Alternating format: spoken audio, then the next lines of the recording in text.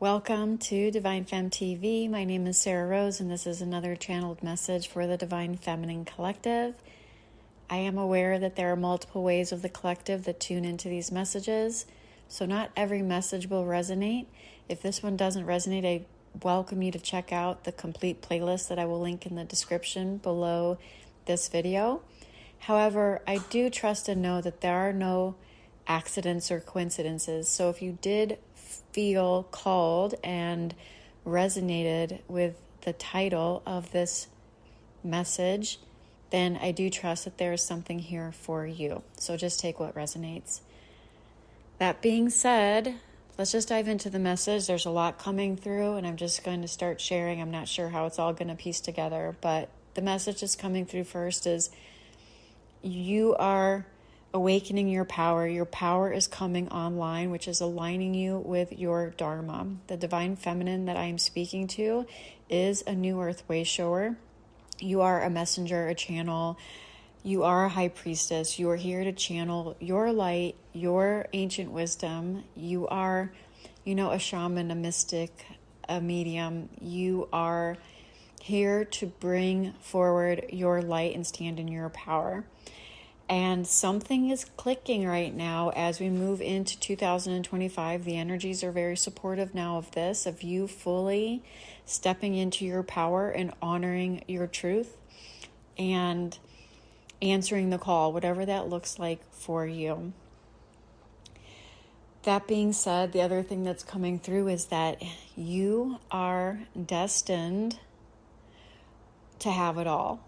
And I know this is not going to resonate with everyone, but I am speaking to the Divine Feminine that knows in her heart of hearts that she is just not designed in this life to settle for mediocrity of any kind. And so this has always been like innately within you, although you have compromised your values and settled over and over again for many decades and in many relationships and professional situations. And this has all been perfectly divinely guided to help you step into your power, because you were able to witness and see exactly where you were giving your power away.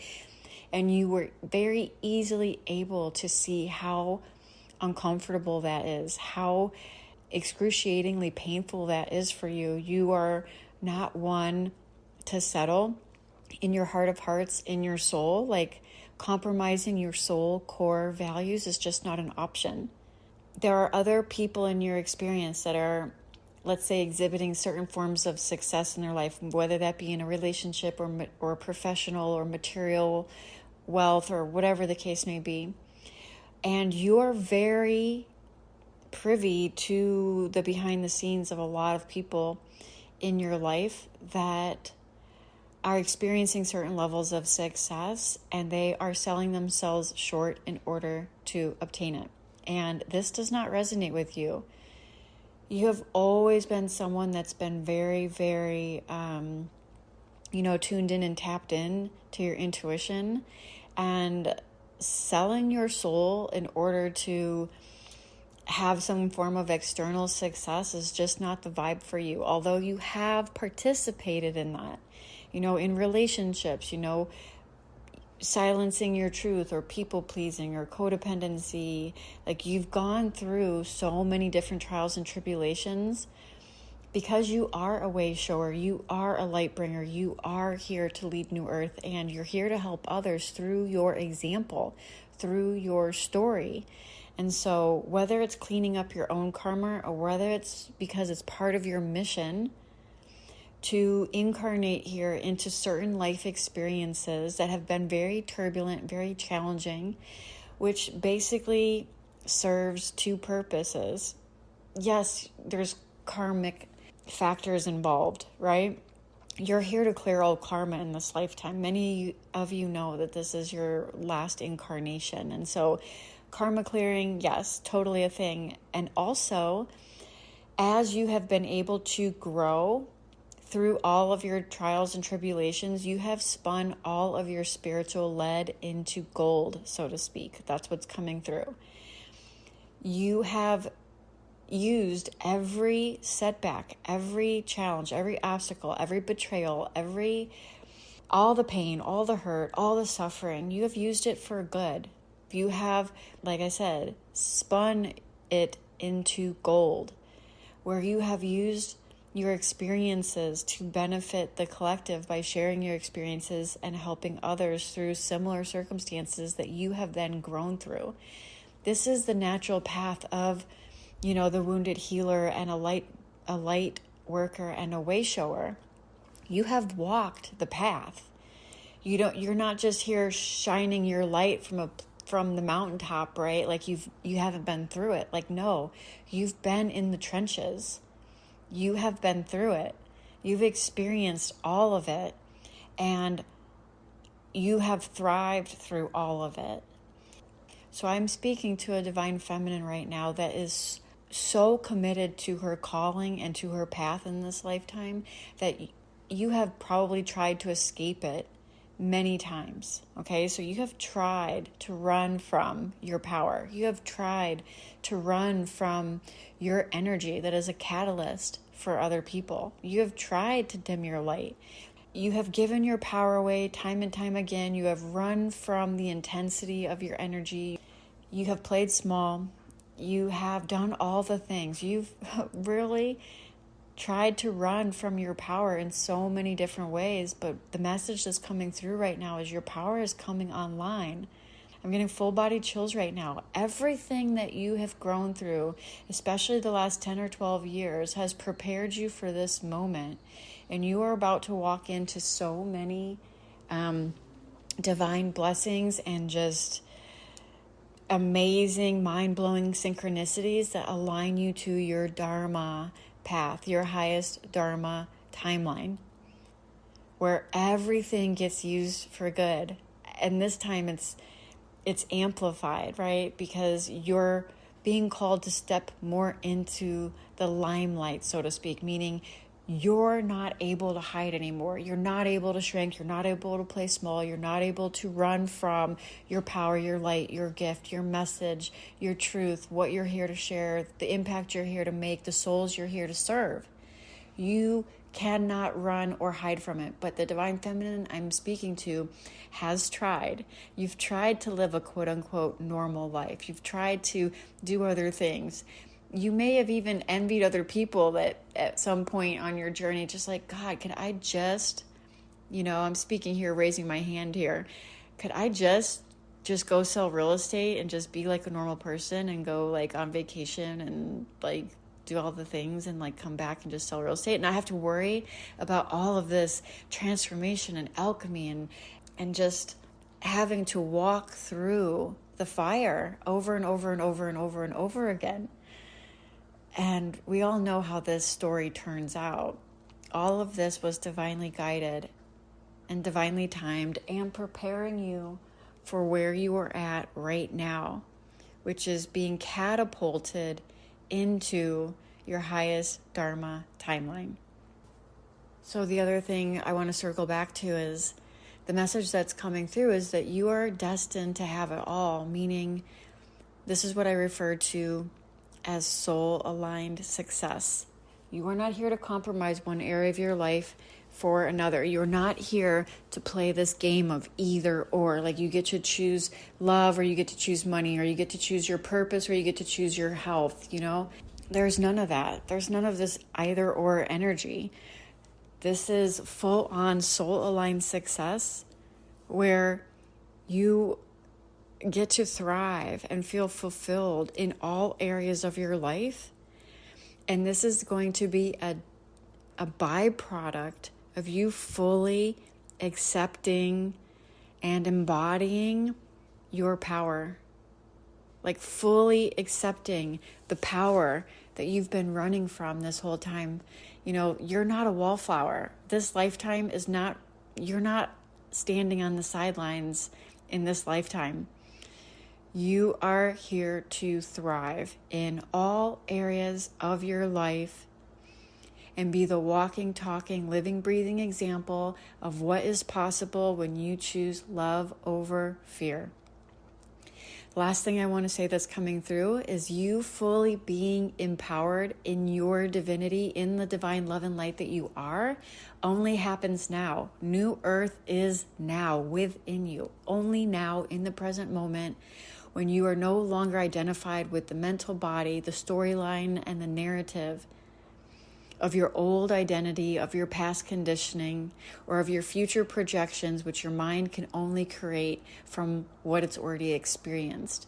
Yes, you can fantasize and you can play with your imagination and stuff like that, but this is a time where you're being asked to completely surrender and let go. So if there is a vision, if there is something in your mind's eye that you want to experience in this lifetime, it's so much more powerful to just feel it and release it and let it go and know that it is so and that it is done and that you are divinely guided. And the reason that it is even in your awareness at this time and even part of your desires, your soul desires, is because you incarnated with that desire and it's all divinely guided. So you cannot run from your Dharma. You cannot run from this anymore.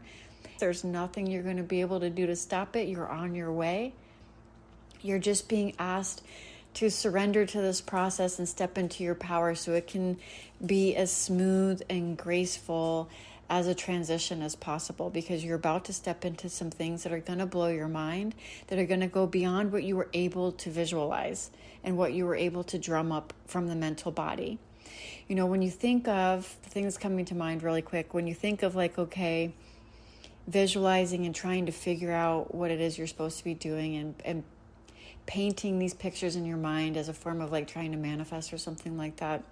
When you talk to people that have really just blown their mind, right, with the level of success that they've achieved in their life, just what they've been able to experience or create, or the impact that they've been able to make, the one thing that they always share, if you listen to their stories closely, is that this was beyond anything they ever could have imagined it could be, right? When you listen to big artists or writers or you know, Oprah or whoever, like they had no clue. Like Oprah had no clue when she was working at a news station. I don't know if she was a reporter or a journalist or something like that, but she had no clue when she was working at the small little news station what was in store for her. And if you would have told that younger version of Oprah what was possible, even though she may have known that she was destined to do big things, like it would have blown her mother effing mind. She wouldn't have understood it at the time. Okay?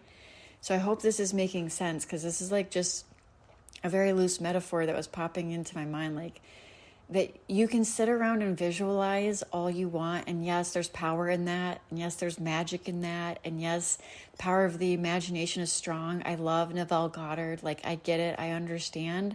But at a certain point, now that we're talking about Neville Goddard, since we're going there, the law of assumption is so much more powerful than anything you could ever work with. And the law of assumption is just knowing that it is done and being the person that is acting from the place that it is done, meaning you have completely shifted your identity, meaning you are no longer trapped in the mind and the story and the narrative and the conditioning and the belief patterns and all the stories and everything that come along with your journey that tell you it has to be hard, or it's going to be difficult, or you can't do this, or people aren't going to support you in this, or all of that kind of garbage, all of that narrative and all of that projection and all of that fear-based programming.